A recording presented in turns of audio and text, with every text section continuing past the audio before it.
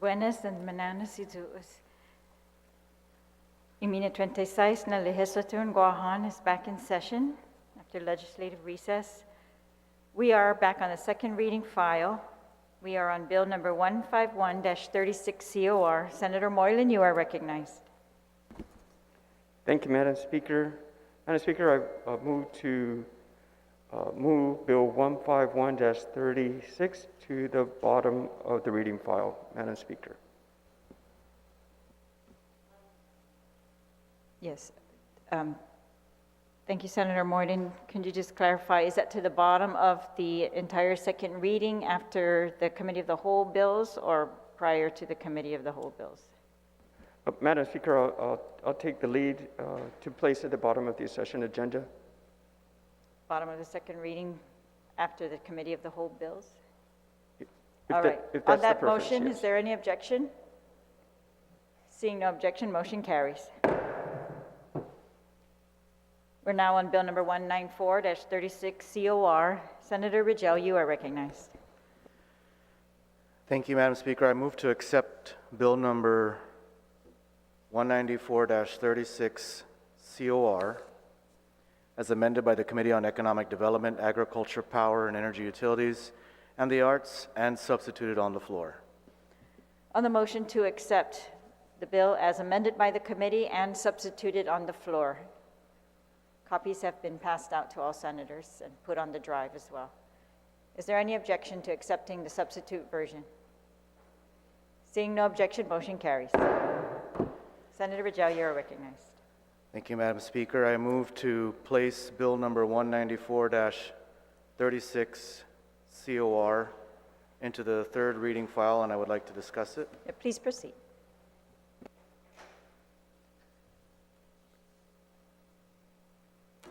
Thank you, Madam Speaker. Bill number 194-36 COR, as amended by the Committee on Economic Development, Agriculture, Power, and Energy Utilities, and the Arts, and substitute on the floor, is an act to amend Section 14101 of Chapter 14, Division 4, Title 8, Guam Administrative Rules and Regulations, and to repeal and reenact 14102 of Chapter 14, Division 4, Title 8, Guam Administrative Rules and Regulations, relative to the Guam invasive species inspection fee and its assessments.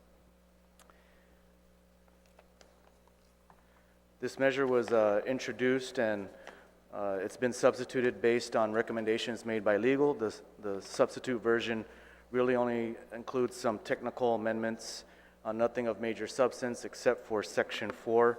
Section 4, we clarified that the vessel cargo reports would be provided monthly, and that was a recommendation from legal, was to specify how often the vessel cargo reports would be. So Section 4 specifies that it will be monthly on the 20th day of each month for the preceding month's activity. Bill 194-36 COR aims to simplify the process of collections of the invasive species inspection fee. The bill will also update current law to include materials that may be carriers of invasive species that were previously exempt. When the invasive species inspection fee was established under Public Law 31-43, it was intended to collect over $2 million to fund much-needed services for the Department of Agriculture's Biosecurity Division. However, since the fee has been collected, it has only accumulated on an average of $600,000 in revenue. With the support of the Port Authority of Guam Users Group and the Invasive Species Council, this bill will simplify the collection of the invasive species inspection fee by charging flat rates on imported goods. This will allow for easier accountability for the fees and allow the department to collect the revenue necessary for its operations. This will aid the department in collecting the funds that were intended to be collected. Invasive species threaten our local crops and are a threat to agriculture. Improving collections of invasive species funds will improve our prevention and our defense against these pests that threaten our food supply. I ask my colleagues for their support on the measure. Thank you, Madam Speaker. Thank you, Senator Rigel.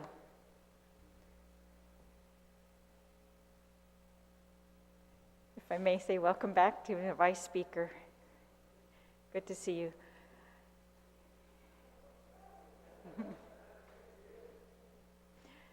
All right, we are on Bill 194-36 COR. Is there anyone who'd like to be recognized on the bill?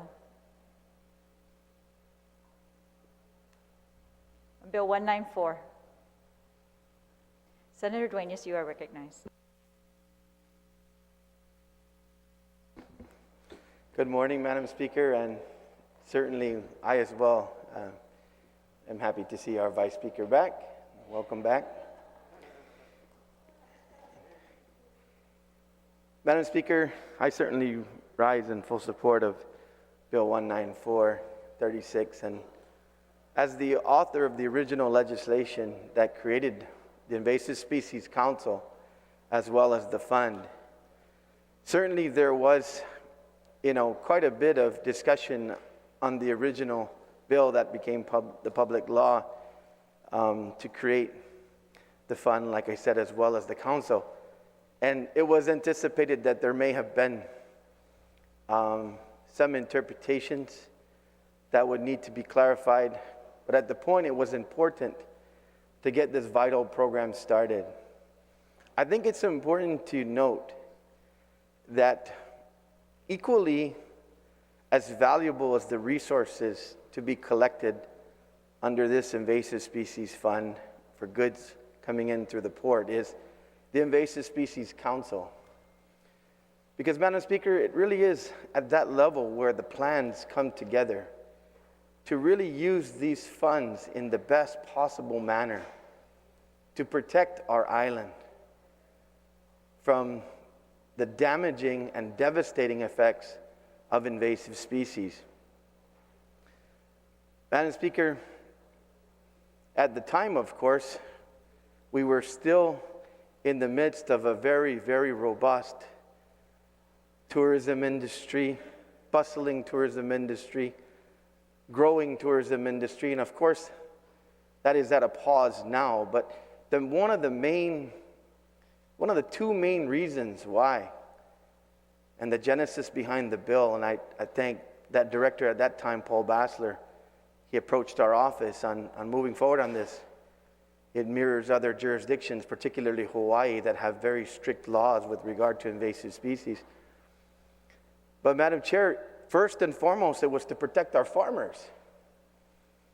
Because it is our farmers that actually deal with, on the front line, the issues with regard to invasive species, sometimes devastating their crops. In fact, to talk really quickly about a very successful invasive species that was eradicated, probably close to 2, maybe a little bit over 2 decades ago, Madam Speaker. It was found down in Molesso and some of the southern villages where a certain moss and other things were growing and almost devastated the betel nut and other crops. And they were able to come up with some, not necessarily chemicals, but create some controls where they eradicated that at its source, and it literally saved our betel nut trees and other nut fruits that we have on island. And so there is success in terms of invasive species eradication when we can get to it, and that was the whole purpose. Of course, the second, we should think about our farmers first, because that's where we can have at least some sort of sustainability, and for individuals who grow, their agriculture for actual consumption. But then the second, of course, was the flora and fauna. And that was to make sure that we can continue to have our island be beautiful and attractive. And for a lot of the reasons that we invite guests, other than us enjoying that beauty on a daily basis, to come and see the beauty of Guam. And so I thought it was important to just go ahead and lay the groundwork, because it is the council now, Madam Speaker, that should really be able to receive these resources and put them towards the proper usage to protect our farmers, to protect our folks who just grow food for sustainability, to protect our flora and fauna, to once again invite our tourists and guests and families back to Guam to enjoy the beauty.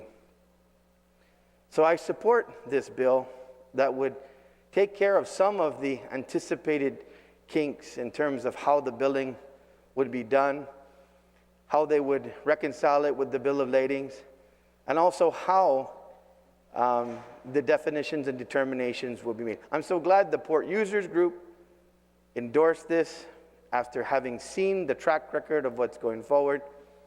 In closing, Madam Speaker, I know that we've been talking, and my good colleague Jim Moylan's been pushing, and others of us that have sponsored bills to try to get our inspection center at the port built. First of all, we introduced bills to make sure the land is secure, and then funding. Madam Speaker, I would not want to divert resources away from critical programs that agriculture is already doing.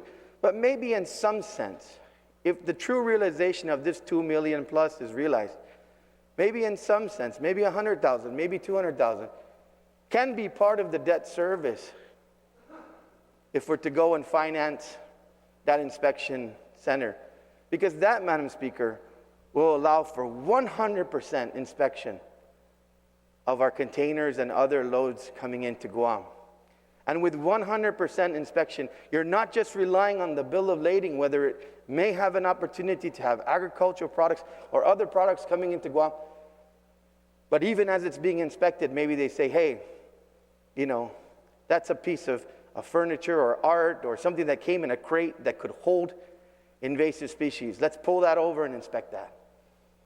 So, Madam Speaker, I think there's so many opportunities by finally making this issue right to be able to use this valuable resource in a valuable way to protect our island. Sidus Masi, Madam Speaker, for the opportunity to speak on this measure. Sidus Masi, Senator Duenas. On the bill, Vice Speaker Munyan Barnes, you are recognized.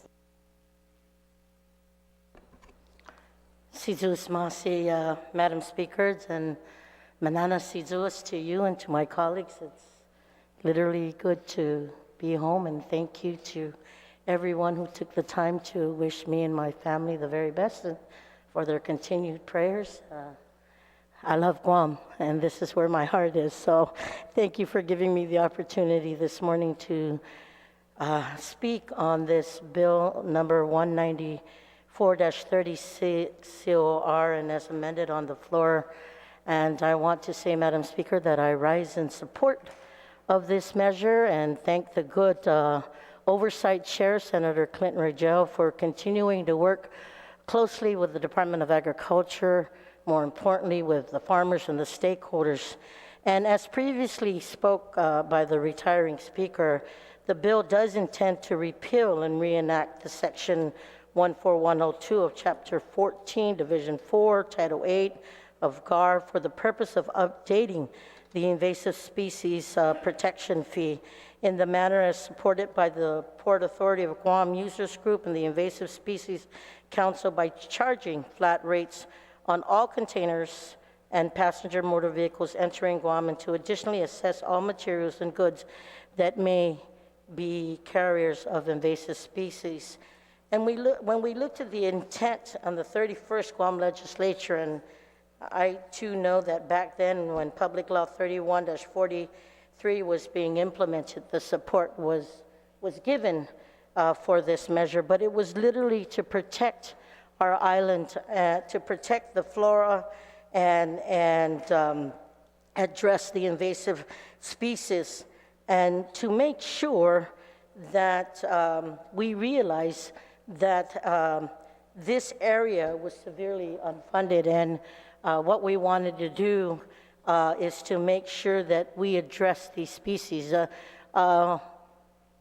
Everyone knows all too well the latest invasive species that we have.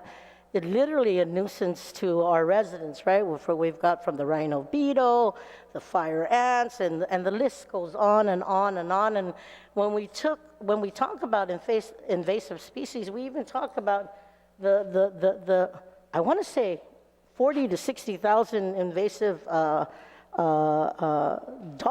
and the feral pigs and all these things, and yet Department of Agriculture did not have the resources it needed to help mitigate or eradicate or to assist because the resources were not there.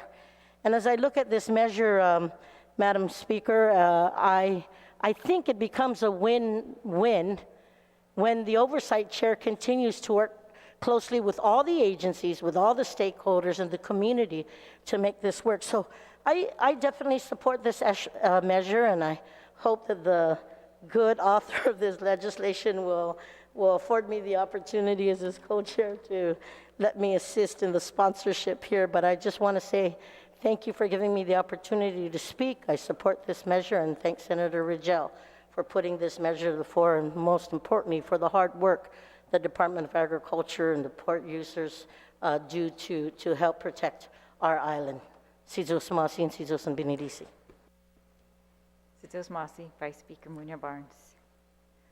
On Bill 194-36, is there anyone who'd like to be recognized? Senator Brown, you are recognized.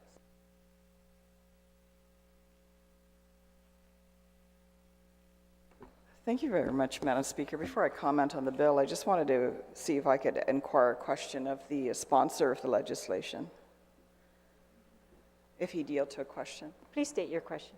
I wanted to inquire with regards to the current staffing capacity at the Department of Agriculture. Of course, I am assuming these funds are intended to strengthen that, but if he could elaborate on what the current staffing capacity is with regards to agricultural staff that is set aside specifically to do these type of inspections. Would the sponsor yield to the question? Thank you, Madam Speaker. I don't know the answer. I'm not sure exactly what the staffing pattern is for Department of Agriculture in this specific instance. Could he further yield to the question as to existing funds? It indicates here that there's, so far the account has generated about $600,000. Do we know if any of that has been specifically used by Department of Agriculture to staff services related to invasive species or prevention of invasive species coming into the island? Would the sponsor yield to that question? Yes, that money is used towards that. And Has it been expended, or is it still in the account? I mean, do we know how much is still in the account? Would the sponsor yield to that question? I don't have the information offhand. Again, that's more of something that DOA and such tracks, but I can get that information. It would be helpful. I appreciate that if the sponsor could. And primarily, Madam Speaker, because this whole issue of invasive species has been one that's been plaguing our island for quite some time. It goes back a little further than the 31st Guam Legislature. After 9/11, when the national movement was to consolidate the borders throughout the United States, which included Guam, the legislature passed legislation that essentially absorbed what we knew as the Plant Protection and Quarantine Division at Department of Agriculture, which was a very specific division intended to do these type of inspections, was absorbed into Customs.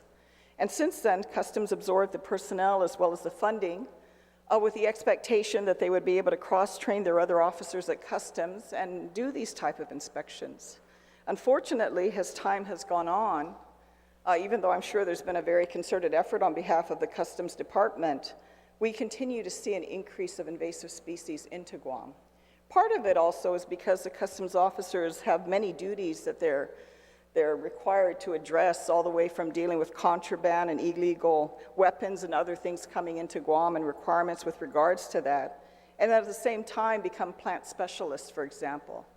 I've been up to their facilities, Madam Speaker, when they brought in orchids, other ornamental plants, flowers for our flower shops here on Guam, where they have very small amount of personnel that are actually there inspecting these commodities coming into Guam. And in most cases, you know, they're holding up a chart and looking at perhaps different type of invasive species that they can recognize with whatever it is that they're examining.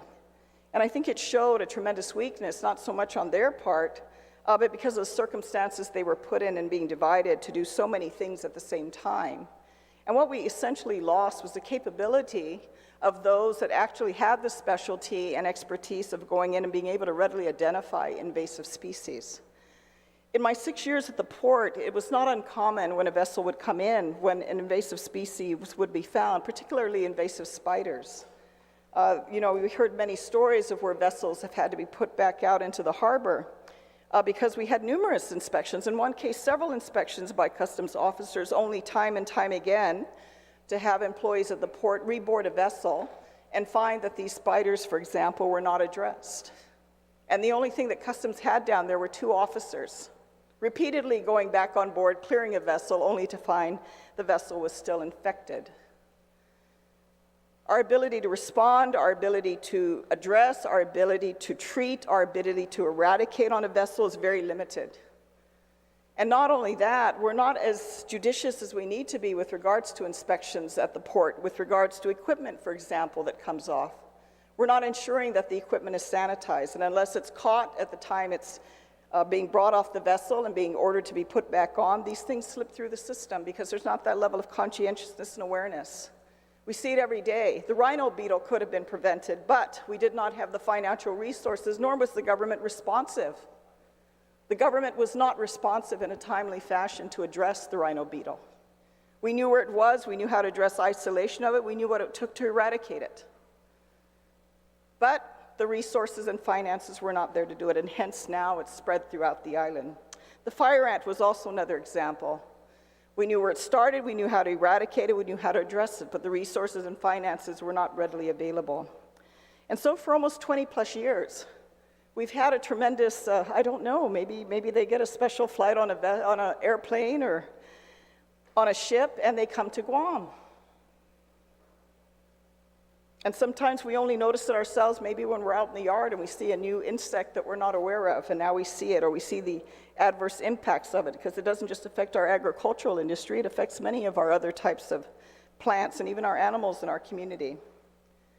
So I'm hopeful that with this new means of calculating how do we charge the cost on a container, or how do we charge the cost on break bulk, so it's an easier way for the funds to be collected and in turn hopefully used, and I hope our chairman will continue to follow up on this, because I certainly would want to see how those resources are being directly put into personnel that actually have the expertise, that can review this.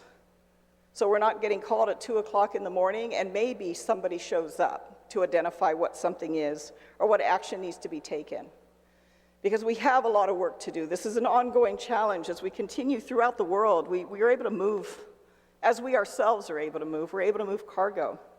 And we're going to continue to have these issues and these challenges, and we've been behind the 8 ball for the last 20 plus years to address this. The continued increase of the list of invasives coming into the island is nonstop. And we're challenged, obviously, with our own human limitations.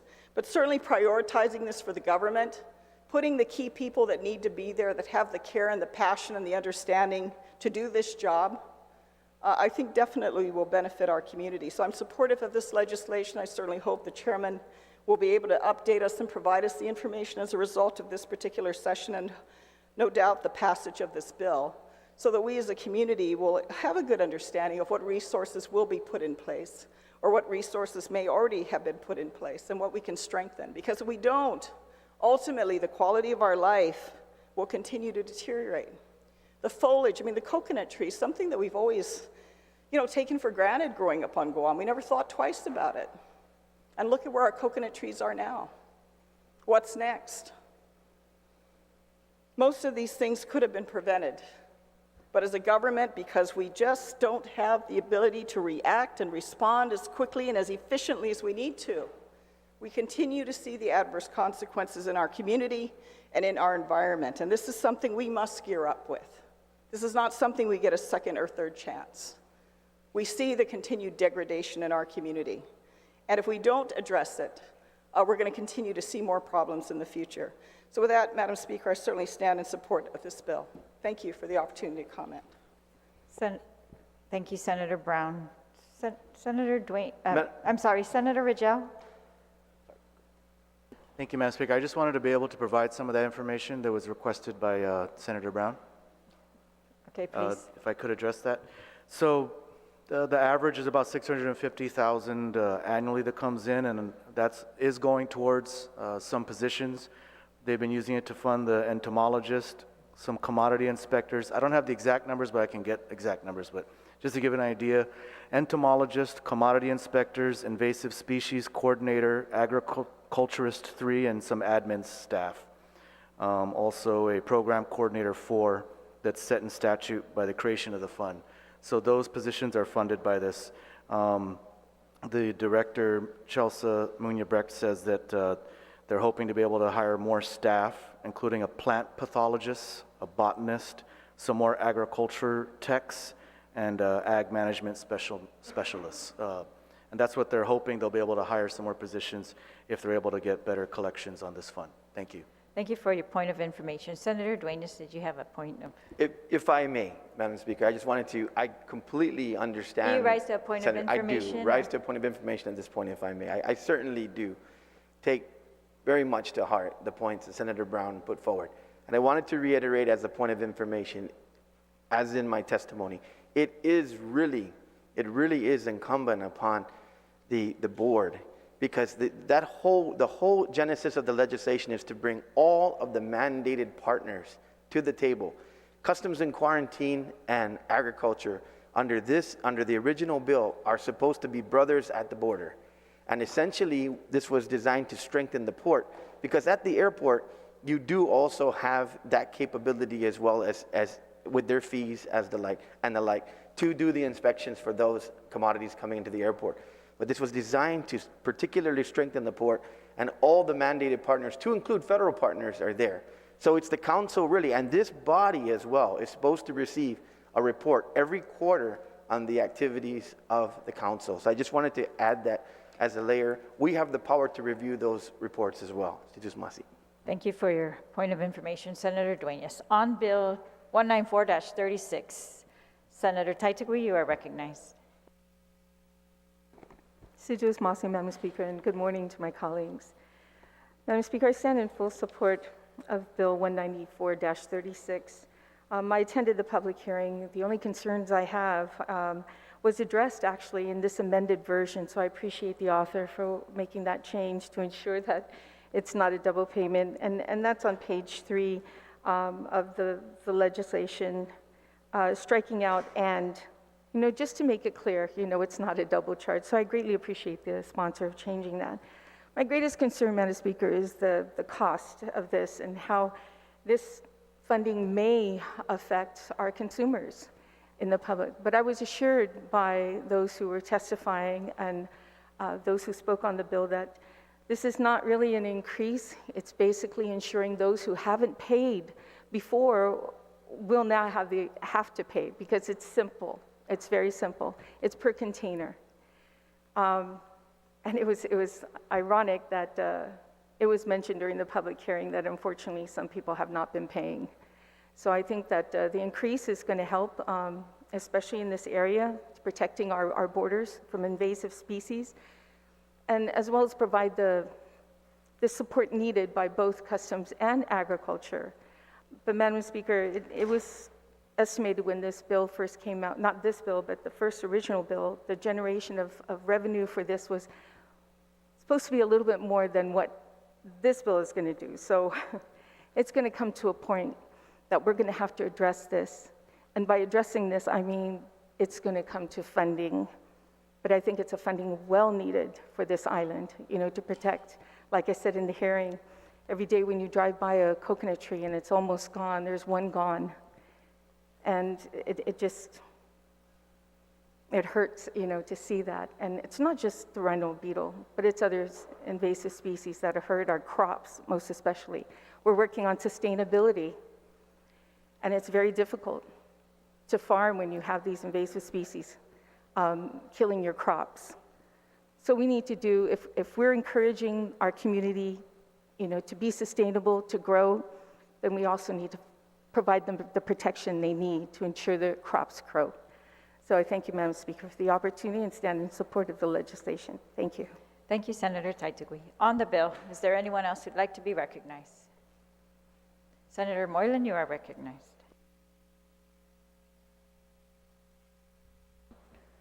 Thank you, Madam Speaker. I want to thank the author for this bill. I think it's a very good measure. We are basically simplifying and modernizing an existing law to make it better for the consumers, and eventually trickles down the line, and also protecting our island. These are good solutions for the protection of our islands, and it will eventually help all the way to our customs authority as we help provide solutions to them as well. But right now, this bill is really simple, that it basically simplifies things for the wholesaler and bringing containers into our island.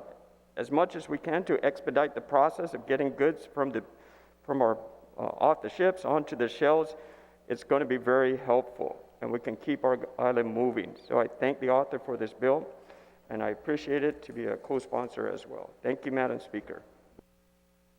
Thank you, Senator Moylan.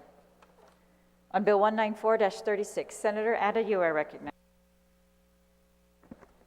Thank you, Madam Speaker. I just wanted to rise in support of Bill 194-36. Hopefully that now that this process is simplified, that this will be able to generate the revenues needed for the Department of Agriculture to fulfill the mandates as required by law in ensuring to protect our island. You know, we need to ensure that these invasive species that get to our borders are stopped there at the borders and not allowed to enter. You know, we need to ensure that the department has the capability and the abilities to press on that mandate, to ensure that we protect our island, to ensure that we continue to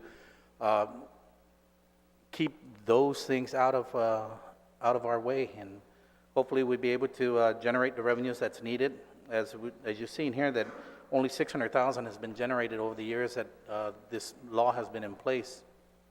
And now that it's equally across the board and a flat rate system, I hope to see it generate the revenues that it was projected to. Thank you, Madam Speaker. Thank you, Senator Ada. On Bill 194-36, Senator San Augustine, you are recognized. Thank you, Madam Speaker. You know, my colleagues have said many good things about the bill. This bill is actually overdue. Senator Clinton and I have been talking about this since last year as we met with the Department of Agriculture, and they were just working out the bugs. They got it simplified. Now they can go and pursue exactly what they were mandated to do. And, I rise in full support of this bill. Thank you, Madam Speaker. Thank you, Senator San Augustine. On Bill 194-36, if there's no one else, then the sponsor may close on the bill. Thank you, Madam Speaker. I'd like to thank my colleagues for their support this morning. Yes, the bill is really just to, as previous speakers have stated, simplify the whole process of how to calculate what should be charged. And our understanding with discussions with both the Invasive Species Council as well as the Biosecurity Division, as well as people down at the Port Users Group, the Chamber of Commerce. This bill was really driven by those folks and folks at the Department of Agriculture as well. When they were working on figuring out how to assess these fees, they did have some difficulties in assessing the fees and calculating it. And I think there were some cases where there were some sort of disagreements over exactly how the fees should be assessed, what exactly a revenue ton meant, things of that nature. So this was really driven a lot by the users of this system and those who are implementing the system, as well as the users, to come up with a more simplified way, an easier way to be able to assess the charges. So that's really all this does. It sets a flat rate so that it's easy to calculate. There's no real mistakes that can be made. There's no real discussion to be had over how to calculate the fee. It's simple. Container, $26. For example, you just count how many containers, and the rest of it is, of course, spelled out in the bill, but that's just one example. So the hope here is that this will allow better collections. Our understanding is that, unfortunately, just as some previous speakers had mentioned, unfortunately, some people weren't paying their fair share, and some of that had to do with disagreements over how it was being calculated and how to assess the fees. So the solution that came about was to just charge flat fees and make it simple. That way there's no room for disagreement over how fees should be assessed. And then the hope is that that would allow the fund to be able to realize the amount of fees it was initially intended to realize. Of course, I must thank the original sponsor of the original bill that created this invasive species fund, Senator Chris Duenas. He had the foresight a long time ago to be able to set up something to begin catching these invasive species before they become a huge problem. And we've already seen the destruction that invasive species are capable of. Especially now, I think people are more aware of invasive species than ever before. And it's unfortunate that it's because of the coconut rhinoceros beetle, I think, that people have really become aware of this problem. Just look outside and you can see how many trees, coconut trees, our tree of life is affected by this invasive species, just one invasive species. And the type of havoc that invasive species can wreak upon a community and upon its food source is immense. There are many, many examples across the globe of places that have been severely damaged by invasive species, and unfortunately Guam is one of those places. So I thank my colleagues who spoke today in support of the measure, and I ask the entire body to pass this measure. I think it's important. We really need to do everything we can today to prevent invasive species from coming in tomorrow. And it really goes back to that old adage, that old saying that an ounce of prevention is worth a pound of cure. So in this case, anything we can do to help prevent invasive species is worth so much more in the long run, as it protects our community and protects our very vital food sources. Madam Speaker, I'd like to motion to add members as co-sponsors to the bill.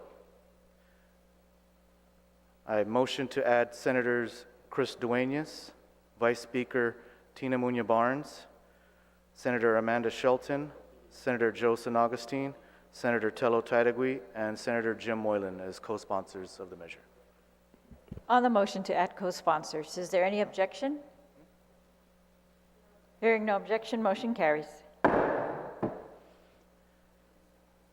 Thank you, Madam Speaker. And with that, I move to place this in the voting file. On the motion to place Bill 194-36 COR to the third reading, is there any objection? Seeing no objection, motion carries. We're now on Bill number 209-36 COR. Senator Shelton, you are recognized. Assiduous Masi, Madam Speaker. I move to place Bill number 209-36 as amended by the Committee on Health, Land, Justice, and Culture to the bottom of our agenda. On that motion, is there any objection? Seeing no objection, motion carries. We're now on Bill number 223-36 COR. Senator Duenas, you are recognized. Assiduous Masi, Madam Speaker.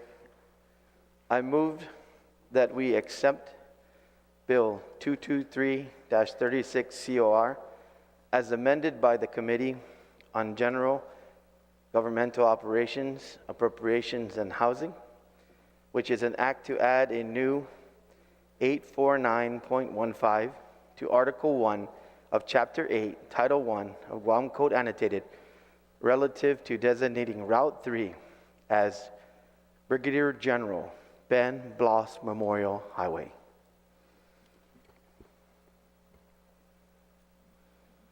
The bill as amended by the committee is the version that is on the floor, so we don't need to accept any substitute version or any other version. So we are just going to, on the motion to place on the third reading, please proceed.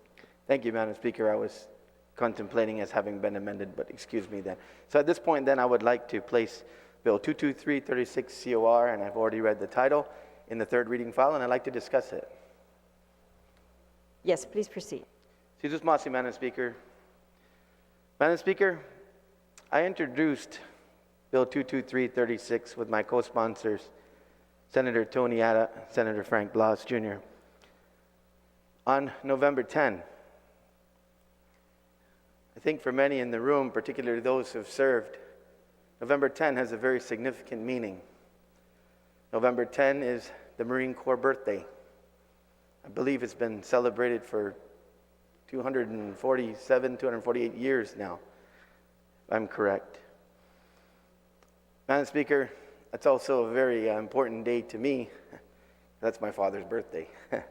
So It's the Marine Corps birthday and my father's birthday. So I was thinking about this bill leading up to the Marine Corps birthday. And Madam Speaker, one of the reasons why I thought about this bill to name Route 3 in honor of Brigadier General Ben Blas was not only that he's so deserving of this honor, but it is, of course, with the recent military buildup that is underway and got underway several years ago, there was an announcement that when a portion of the buildup is done, you know, the structure and the building will be named after, and the camp will be named after Brigadier General Ben Blas. You know, Madam Speaker, I thought it's only fitting that we also, on the eve of the completion of Camp Blas in the coming years, you know, bestow an equal honor to have a highway that's otherwise known as Route 3A, I believe, to not just be Route 3A, but to be now Brigadier General Ben Blas Memorial Highway. Once again, as it leads up to the eventuality of Camp Blas being completed. Madam Speaker, we all know, and I would probably do a bad job. I think you did a really good job in terms of memorializing the great Brigadier General Ben Blas and his history, esteemed history, and definitely, as it is spoken about in the title, to become one of Guam's first flag officers, Madam Speaker. But it is not just his life as becoming a Brigadier General and Guam's first flag officer and achieved that title, but it was also, I had a chance to review a lot of literature as well as review some videos that were created in honor, particularly leading up to his memorial service in Arlington, that many people who spoke of him spoke more of his love of his Chamorro culture, of his love of Guam being so dear to him all of his life, of his love for the land. For a lot of people on Guam, Ben Blas is known as a farmer, as an individual who loved the land and tilled the soil. He obviously tilled the soil of a wonderful career to rise to the levels that he did, but he tilled the soil of the land, I'm sure, having been taught by his ancestors, his mom, his dad, his uncles, his aunties, all those who helped rear this very important son of Guam. And I think that to me, through my research, was equal of importance in terms of the honor of his career, but just the honor of a true Chamorro. As we are going into now, I'm glad this bill is being heard at this time, as we're going into Mes Chamorro with many celebrations. We talked about this last week with the resolution supporting legislation in Congress to help our Chamorro people avail of opportunities. So befitting once again, Madam Speaker, to arrive at a bill that will honor first and foremost, I believe, a great Chamorro, as well as honoring his great career. Madam Speaker, I want to thank two special people who testified, of course, at the public hearing, which is in the public record in the committee report. And that's first Brigadier General Roderick Leon Guerrero of the Guam National Guard, retired. I actually spoke to him days after introducing this bill, and he was so happy, Madam Speaker. He was so happy that we would bestow this type of honor to take the name of Route 3A and make it into Brigadier General Ben Blas Highway. I would also like to thank another individual that I had a chance to work with as a cabinet member, as he was a former director of Veterans Affairs, Joe S. San Agustin, retired E9 Marine Corps.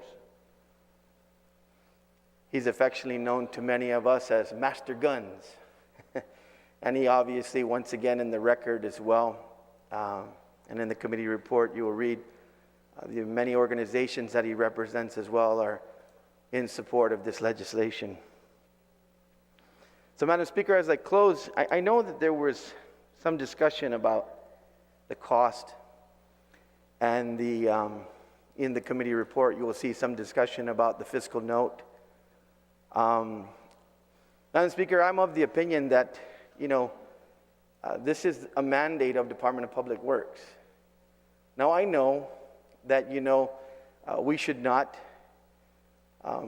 go down the road of adding unfunded mandates, but I believe it is in their mandate to do the signage on the roads of Guam. Fortunately, my staff had a chance to speak with the director, Vince Ariola.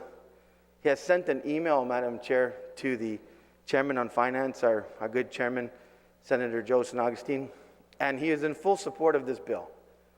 And they will find the resources to do whatever is needed to be able to provide for the signage. Madam Speaker, I also, in line with mandates, I do remember also that we had, recently passed legislation in this session for renaming a village. Villages themselves, of course, to recognize the true Chamorro orthography, to be able to, many, many villages now, starting with Inalahan, all the way throughout the island. I don't remember an appropriation along with that. Maybe there wasn't a fiscal note. I mean, maybe that'll be discussed on the floor. But I also believe that that's a mandate, to name our villages, and we should put the correct funds as required and needed associated to bestow these honors. And like I said, once again, the director has indicated full support, and maybe I'll ask the chairman to disseminate that email. But with that, Madam Speaker, it's certainly once again a true honor to be able to put before the body Bill 22336. And I pray that we could get unanimous support on the floor for what I believe is valuable legislation. Si Diyos Masi. Si Diyos Masi, Senator Dueñas. On Bill 223, Senator Taitigui, you are recognized. Si Diyos Masi, Madam Speaker, and I stand in full support of Bill 223-36. But before I, speak more on the legislation, there is one concern I have, and that is the ability for Department of Public Works to provide any kind of funding they need to erect signs or put anything in place that needs to be done. And if I could just take a short recess to determine whether this bill can give DPW the authority to utilize any of their funding that's been appropriated to them, then I want to be able to incorporate this into this legislation, just to allow DPW to use any kind of funding they need to within their budget.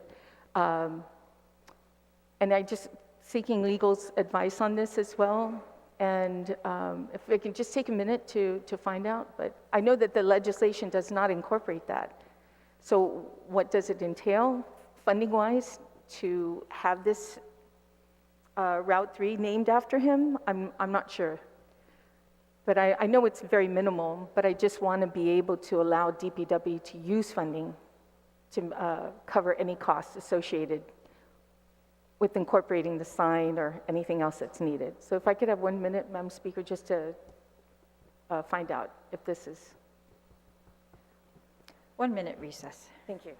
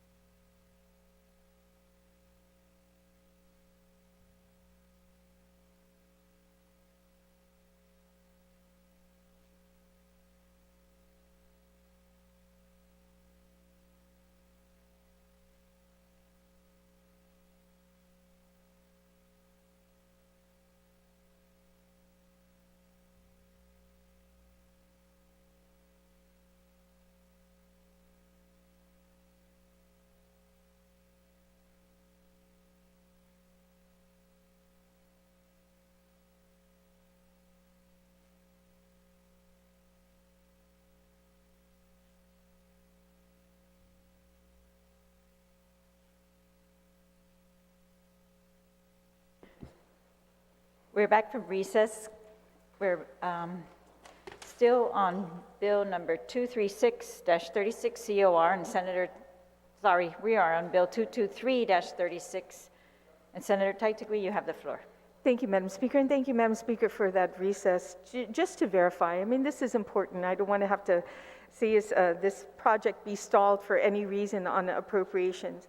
And I appreciate the committee chair on appropriations who spoke with DPW just to ensure that this project can be completed by just simply placing a sign up and recognizing the B.G. Ben Blas Memorial Highway, and that they have within their department and agencies the authority to change signs up at different times or when needed without an appropriation. So I just wanted to make sure something like this does not stall or is waited any longer. I think to recognize General Blas for all his contributions he's made to this island is immense, and he should be recognized for that.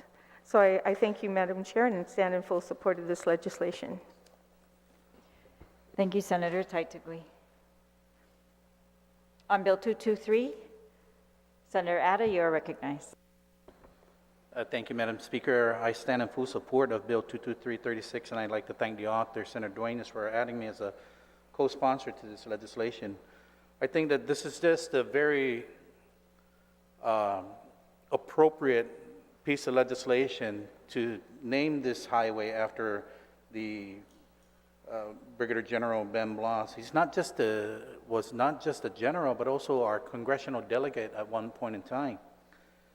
And the naming of the highway, I believe that it's a simple token of our appreciation for all the years, the many, many years that he served as a Marine Corps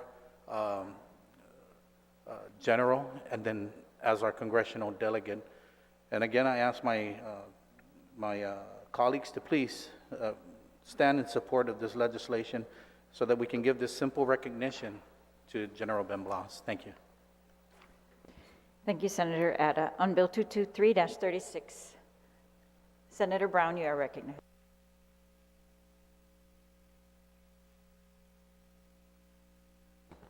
Thank you very much, Madam Speaker. You know, to have the distinction that Ben Blas had in his life and what he represents to many of us on Guam is quite an accomplishment. Certainly those of us that knew him, had the opportunity to work with him. The titles are nice, but it's always nice to know the person that was able to accomplish all that he did. You know, back in October of 2013, Congressman Underwood, of course, then the president of the University of Guam, as he did often, was holding a presidential series of lectures. And the invitation went to his former, I guess, what do you call when you're in a campaign and you're on the opposite ends running against each other? Considering the fact that Congressman Underwood unseated General Ben Blas from his congressional seat, it certainly was something years later to see the two of them come together, and certainly for President Underwood to extend such an invitation and for Congressman Ben Blas to come back to Guam and share his story about his life and what brought him to where he was and the things that he accomplished. And when I received the invitation, I thought, gosh, I have to make time to do this. I have to make the time to go up to the university, because I felt very much this is the last time that I would have to see him, and certainly to have him make a presentation on his life, what he did, what he experienced from his childhood on Guam, growing up during the war, to his rise in the military and the Marines, to going on to becoming an educator, to becoming a congressman, and everything along the way. Regardless of how anyone may feel about the military buildup on Guam, and I know there's very divided feelings about that, certainly those of us that recognize the accomplishments of Ben Blas, the man, and who he was to this community, I think that's something that's very important that needs to be acknowledged. Yes, renaming a road, because we love naming things on Guam, but certainly renaming this road in particular hopefully down the road when there is a young person inquiring, why is this road named after Ben Blas? Who is Ben Blas? What did he do to receive this acknowledgement?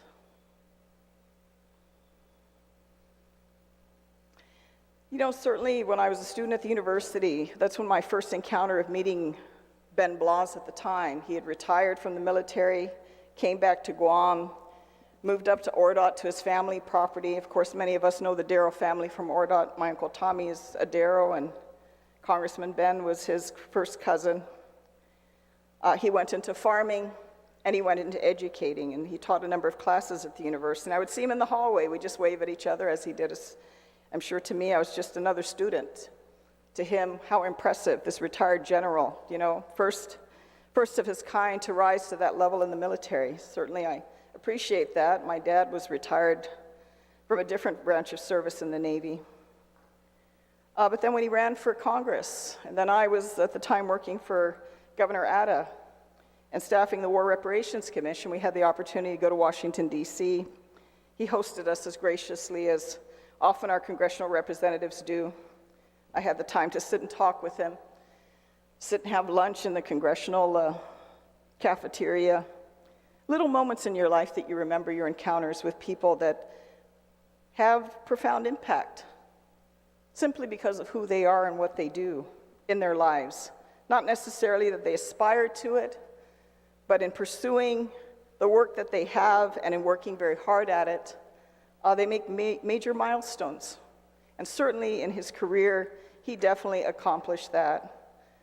Whether you're Republican or Democrat, I think we recognize those among us in our community that rise to such a level of success should be recognized.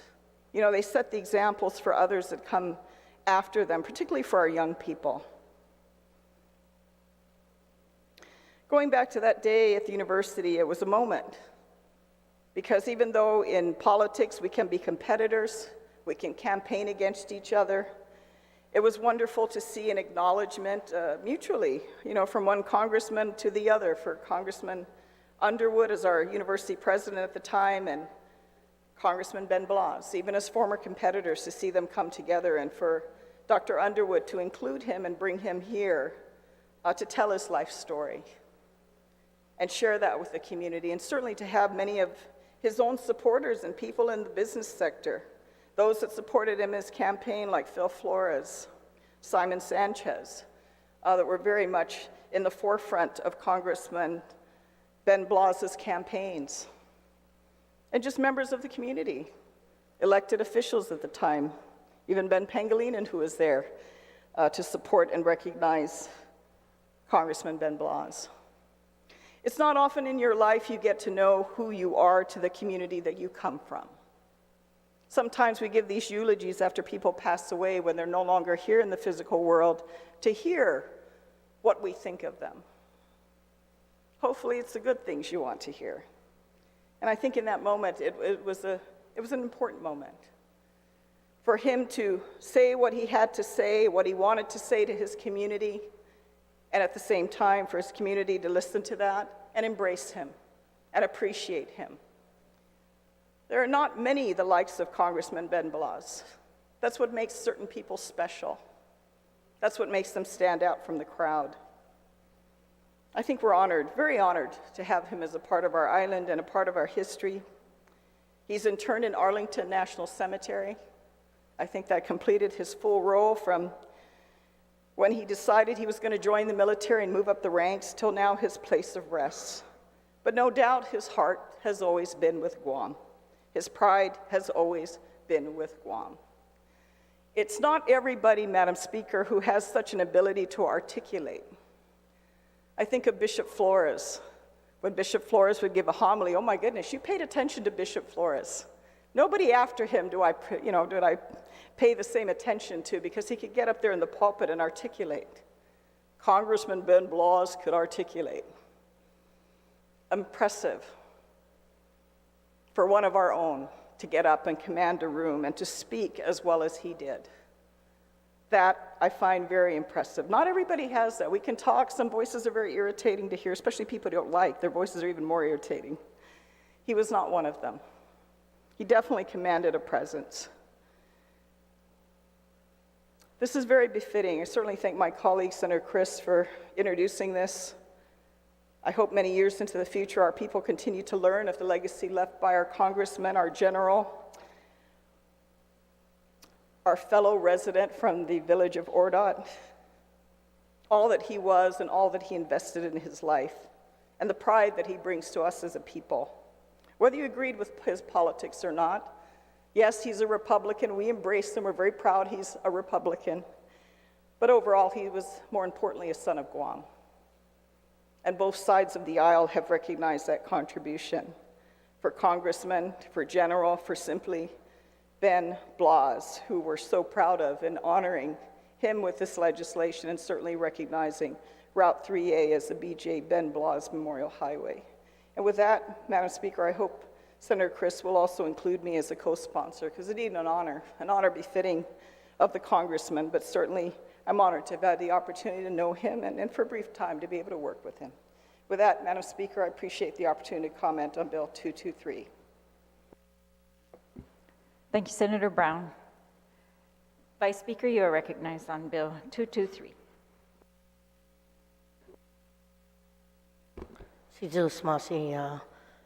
Madam Speaker, thank you for giving me the opportunity. I promise it'll be really short. This Bill 223-36 to designate Route 3 as the Brigadier General Ben Blas's Memorial Highway. And why do we want to do this?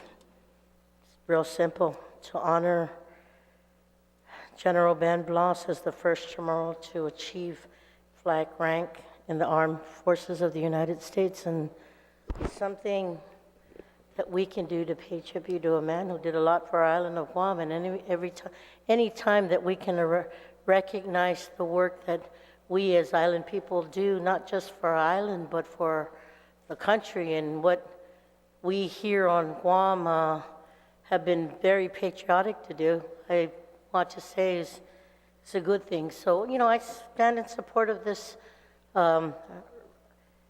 legislation, and I thank the good author, I think from Agana, right? I forget where he's from, for introducing this measure. Is it Agana? Afami Sinanya, for doing this, and our colleagues. So this is a good thing, and it's right where the base will be. And I think, again, anytime that we honor our Chamorro people, we got something to be proud of. So thank you for giving me the opportunity to rise in support of this measure. Sinamasi. Sinamasi. On Bill 223, Senator San Augustine and then Senator Moore. Thank you, Madam Speaker. I rise in support of this bill. Our colleagues have spoken sufficiently about the general. But, it's just coincidental that John Gerber started with Marine Corps Drive. And while I was on the Board of Education, he came to me and said, Joe, is there any way we can get the Marine Corps to do the ROTC at Ukidu? And we were able to do that. The Marine Corps ROTC is at Ukidu, a proud school, proud group of ROTC cadets.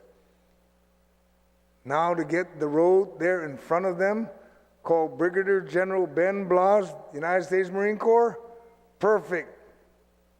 As people go up Marine Corps Drive, and they want to go to the Marine Corps ROTC school, turn left, and you're on Brigadier General Ben Blas Highway. Perfect. And thank you, Senator Duenas, for introducing this bill. This is something we talked about, and we said, let's do this. Let's do this for our general, our first Chamorro general. And he's brought a lot of honor to our community. And I thank you, Senator Duenas, for this bill. And I hope to be a co-sponsor. Thank you, sir. Thank you, Senator San Augustine. Senator Moylan, you are recognized. Thank you, Madam Speaker. Thank the author for this bill. I think it's really It's really a good thing.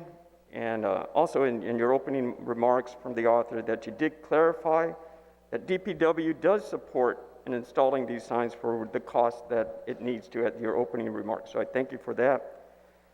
I think this will also be inspiring for young Marines, which will possibly be our local sons and daughters, to remind them about Brigadier General Ben Blas.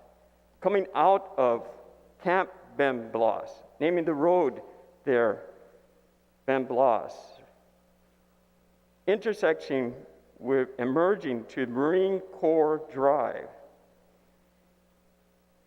Now, these our local sons and daughters will probably be based at that Camp Ben Blas, and possibly even have graduated from Ukudu through the ROTC program. But they are there to defend our island and our nation. And I think this is really important to have, and honoring the accomplishments that Brigadier General Ben Blas has done. These young folks, all these Marines that will be staying there, will be protecting our freedom, and I really take that to heart as a vet myself. So I'm looking forward to seeing this street sign posted, and I'd like to be added as a co-sponsor as well. Thank you, Madam Speaker. Thank you, Senator Moreland. On Bill 223. Vice Speaker.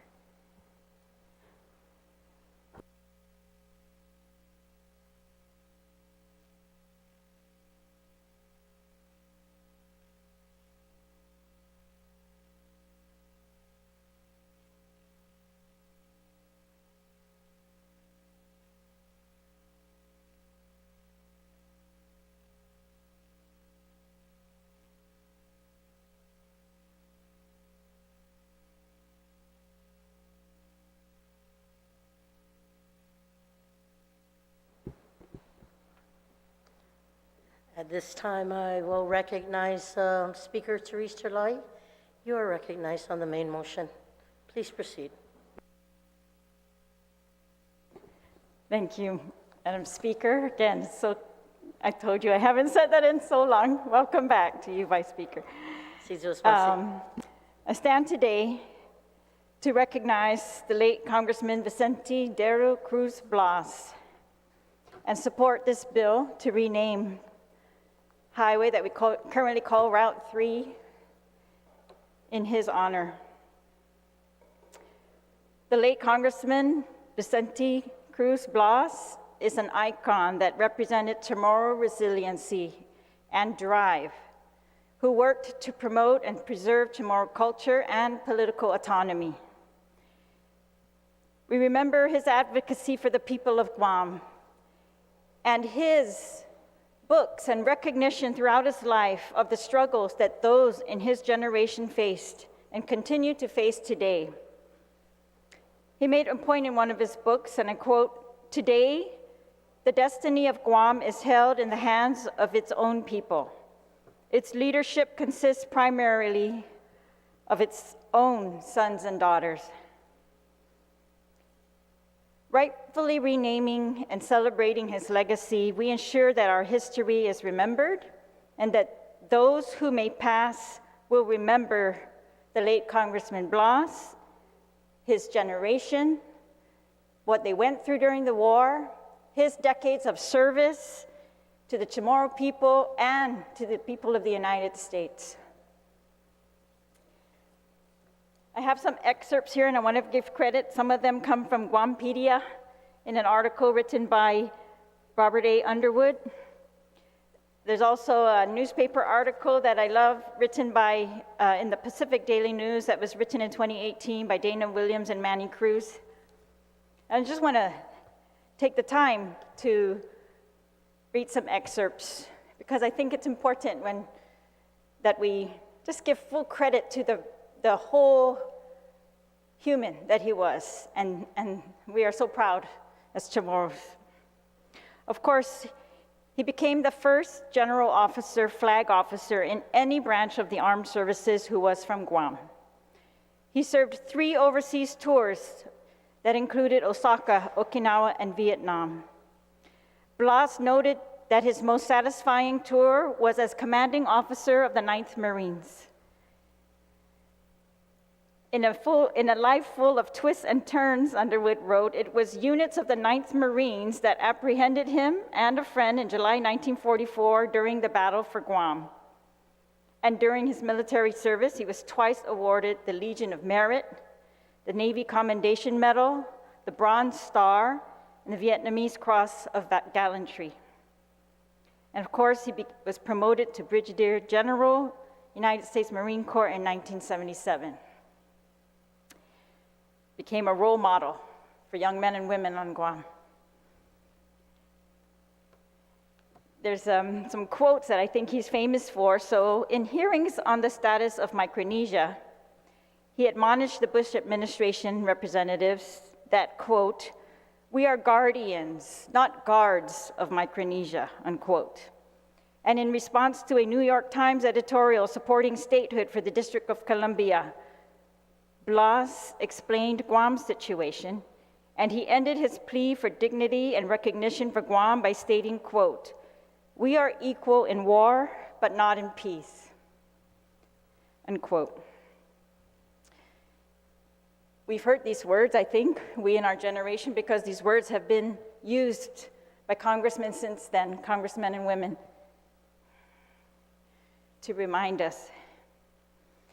And Blas faithfully introduced the Guam Commonwealth Bill twice and advanced the cause of the return of excess lands and war reparations.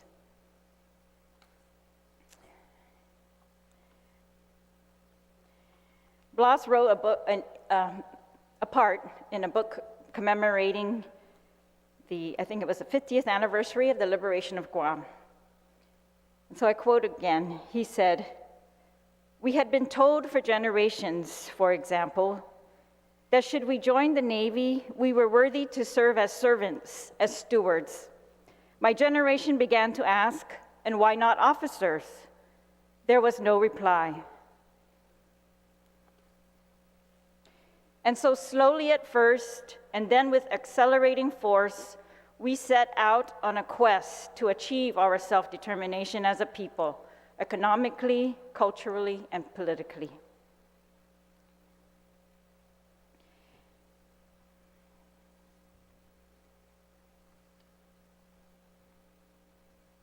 Blas described the occupation of Guam. He wrote books about it, and I know one of them is one of my dad's favorite books.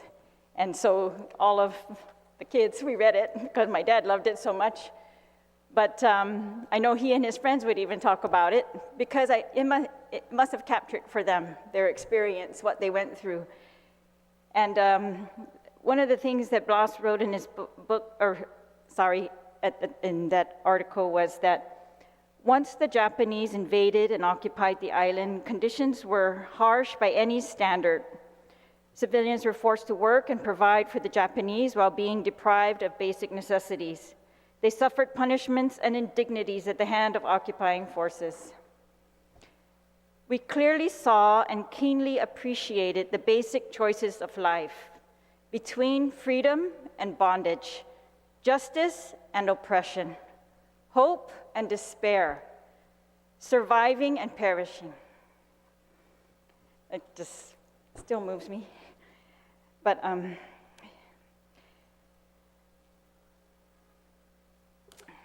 just want to end with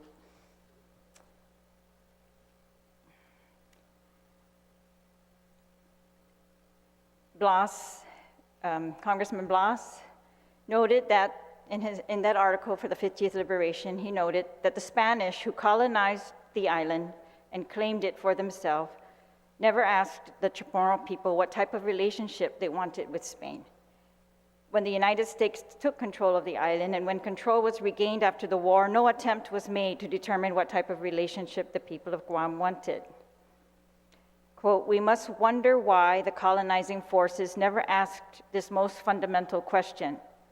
Perhaps they felt that the new order they were bringing was so progressive that the people could not help but be overjoyed to embrace it. Or perhaps the ugly hand of racism was at work, and they believed the people could not tell the difference between freedom and subjugation. I'm proud to be part of the legislature that's going to name this highway after a son of Guam. Proud of all the achievements that he has made and the role model that he has been. I also want to, note that this area is this road aligns, we see the huge Marine base is being built there, but this road aligns an area with several Chamorro villages that have been there for, I think they've dated them pre-Lati. And I just want to make a note of that, and that I hope in our commemoration of, the naming of the road, and in everything we do in, moving forward, that we also give recognition to this land and the villages that were there since pre-Lati times, the strength of the Chamorros and the resiliency that they have shown us in persisting all this time, in the people that are buried there, and that we give honor to all of it. And so I thank the author for the bill, for giving us this opportunity, and I stand in full support. Tutus Mahasi, Madam Speaker. Buen provecho, Speaker Chalahi. Anyone else on the main motion? Senator Pito Chalahi, por favor, consigue muna. I'm just about the only one that hasn't said anything about General Bemblas. But I just want to say that the General and I were pretty close. I was stationed in Okinawa for 3 years. And every time he has a command get-together, I enjoy just going and just seeing, knowing that General Blas is from Guam. And I just want to say that I took General Blas as being a parent to me, because he taught me how to serve in the military to the best. And I want to thank the author of this bill for bringing up and naming Route 3, General Ben Blas wrote, and I want to thank Senator Duenas for his mindset of just making sure that we recognize this wonderful man during his lifetime being part of us. Thank you very much. You're very welcome, Senator Terlahi. Senator Frank Blas, I'll recognize you this time. Thank you, Madam Speaker. It's probably only fitting that I just came from that road. I just was up in that area doing some, taking care of some matters. And I remember while driving down what we know now today as Route 3, into Route 3, I just remembered that there's a bill. There's a bill that's going to be heard on session 4 in this session. A bill that was sponsored and was authored by my good friend and colleague from Tumuning, of which he gave me the privilege and the honor of being able to co-sponsor with him. Went down a highway that I am very confident that not just in this body, but with the administration, that it will receive unanimous, full and attention and support to name Route 3 as in honor of the late Brigadier General Ben Blas. I'm proud and honored to say he was my uncle. Although his last name ends with a Z and mine ends with an S, we were both from the same family, the Darrow family. I don't want to get into the reasons as to why that's a Z and an S, but... And I remember remember the last time I met with him many years ago. He was on a flight from Houston to D.C., and he looks at me, he goes, Deru, Hafa? I guess it's indiscernible when you see the family like that. But you know what was even more than proud is this man who knew millions of people remembered little old me. And remembers every one of you if you've ever had the opportunity to meet him.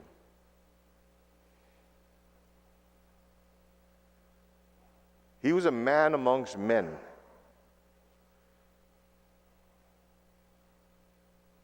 He was one of Guam's greatest beacons that in an island of less than 200,000 people, in a culture, in a community, in an ethnic background of less than 200 or less than 200,000 people, that there's an individual amongst us that had the responsibility, the weight on his shoulders when he was in the military to protect the world.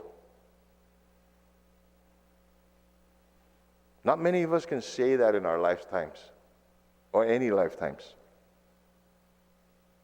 That at any given moment, any time,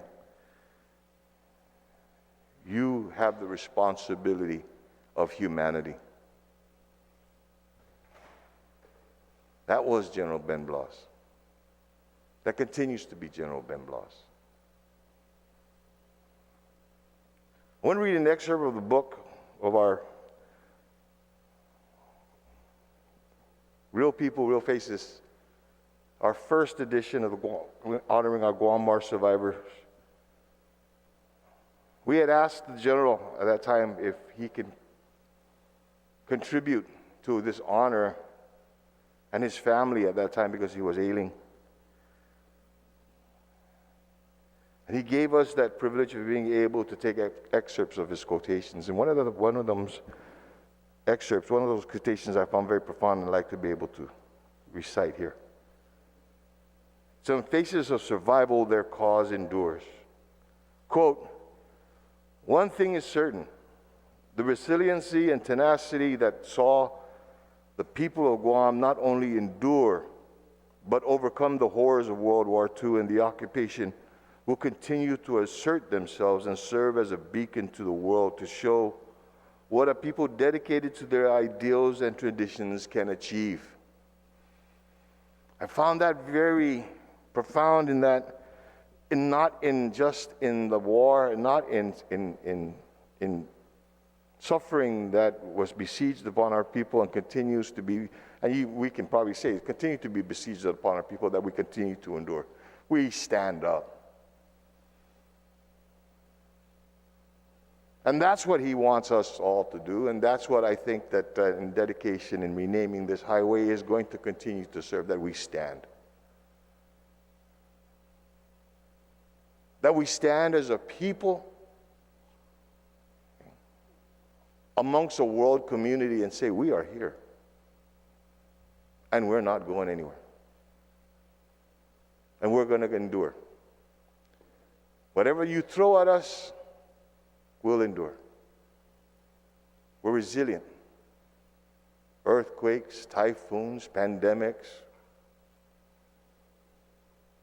Bring it on.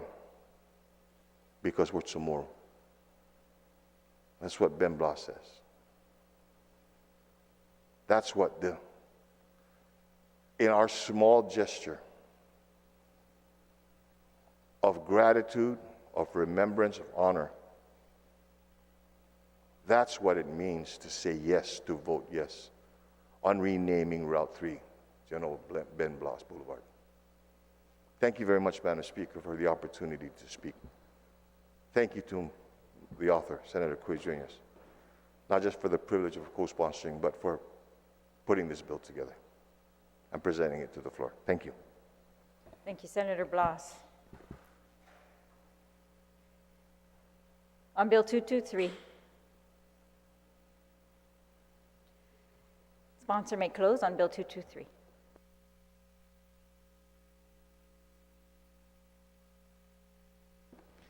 Sidus Masi, Madam Speaker. I knew there was going to be some very eloquent speeches on the floor today, to include yours, Madam Speaker. I just really enjoyed all of the passion that you put into it and all the passion of all my colleagues who have spoken. I guess maybe Brigadier General Ben Blas, Lieutenant Governor Frank Blas, somebody who Senator Frank Blas Jr. and I, somebody very near and dear to us who is also probably up there hanging out with those guys, Joe Mesa.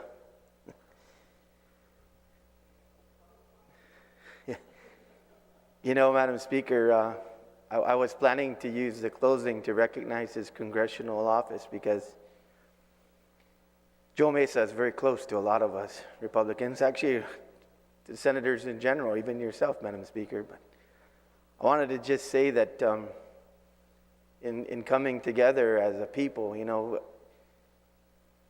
I hear it from a lot of different staffers that had a chance to work along Joe Mesa during his time as running congressional office of Congressman Blas, that if you wanted to learn what it took to work in an office, work with Joe Mesa. And I'm sure General Blas knew that when he selected him amongst others who were so fortunate to work in that office. The ethic, the dedication, the belief in a people. Joe was one of the greatest Somoros that I knew too. And he taught me a lot over the years. I wanted to make sure he was recognized on the floor today too. I was reminded of that when Senator Brown was making her remarks. Because also, you know, as we say a lot of times, if you didn't know the person, you know the people who knew and loved him. And so those are the stories that I take to heart from Joe, but also even from Speaker Mark Forbes. Speaker Forbes used to always tell me so many stories about General Blas and the family. And so those that are up there today, I believe they're enjoying this session, Madam Speaker. They're looking down upon us. As my colleagues have mentioned, this is a relatively small gesture, but I think, as everybody has spoken, a very important and true gesture from the people of Guam. So with that, Madam Speaker, I'd like to add co-sponsors before sending the bill down. I'd like to add Senator Joanne Brown, our chairman, Joe San Augustine. I thank him for reporting the bill out, and also I did use some alliteration in the title when I first introduced it, Ben Blas Boulevard. Just wanted to get a little attention, but I knew that it would be appropriate named as a highway as it is now, Brigadier General Ben Blas Memorial Highway. Thank you, Chairman. As a third, Vice Speaker Tina Munya Barnes. Number 4, Senator Moreland, followed by Senator Taitigui, yourself, Speaker Talai, and of course, Senator Peter Talai. I thank you all for your wonderful comments on the floor. And oftentimes, I guess we come across a piece of legislation. On Yes. the motion On the to motion? add sponsors, is there any objection? Hearing no objection, motion carries. Madam Speaker, every once in a while, I think we just have a chance to have a piece of legislation and that would bring us together and have fond memories of those who we love and who love our island as we do. So with that, Madam Speaker, I ask that we place Bill 22336 in the third reading file for eventual voting. Sidus Masi. On the motion to place Bill number 223-36 on the third reading file, is there any objection? Seeing no objection, motion carries. We're now on Bill number 236-36 COR. Assistant Majority Leader Senator Shelton, you are recognized. Sidus Masi, Madam Speaker, and I move to place Bill number 236-36 COR as amended by the Committee on Environment, Revenue and Taxation, Labor, Procurement and Statistics, Research and Planning to the bottom of the agenda. On that motion, is there any objection? Seeing no objection, motion carries. We're now on Bill number 170 Senator Vigil, you are recognized.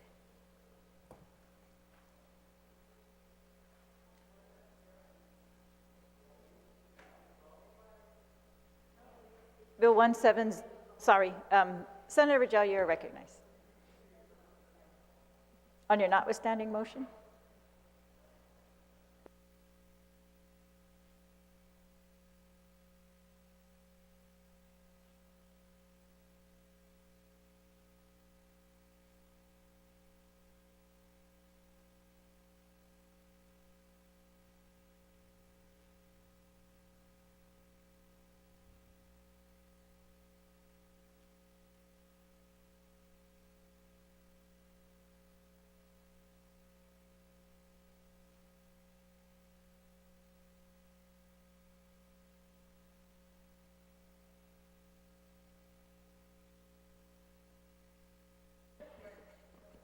Senator Rajal, you are recognized. Thank you, Madam Speaker. Notwithstanding the House rules, I move to resolve into the Committee of the Whole for the purposes of deliberating Bill number 212-36 COR as amended by the Committee on Economic Development, Agriculture, Power and Energy Utilities, and the Arts, an act to approve the terms and conditions of the issuance by the Guam Power Authority of revenue bonds to refund outstanding Guam Power Authority revenue bonds, and that I chair the Committee of the Whole, and I've invited the following GPA as well as the Guam Economic Development Authority. There's a motion notwithstanding the rules to move to Bill number 212 and resolve into the Committee of the Whole to be chaired by Senator Rajal. Is there any objection to that motion? Seeing no objection, motion carries. We will take a recess until 2 p.m. then to get the Committee of the Whole in place. Recess until 2 p.m.